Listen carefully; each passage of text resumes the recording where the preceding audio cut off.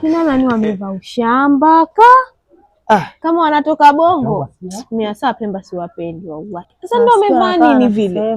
Na kaanga vijimisu. Yaani mimi Pemba kinaambia hai nampiga bonge la tuseni siwapendi wako ovi. Na cha ajabu sana. Huyu alipita hapa. Maseruni. Kila unapokuna maseruni madai kama loteriwa. Ndio hivyo. Sasa hii kapendeza sana. Sasa Nrube, nikwambie kitu kimoja tu. Ukitaka kusema mtu iwe yupo ili apate kukujibu.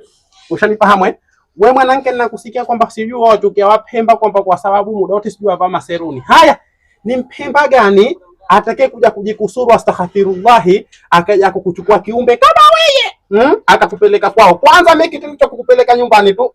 Nitovuaniza kama wewe basi mimi nalanua familia nzima.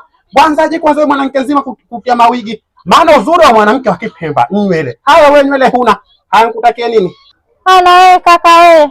Unasema kama mwanamume anavaa maseruni unasema kama ametahiriwa. Basi kwa taarifa yako nikwambie tu.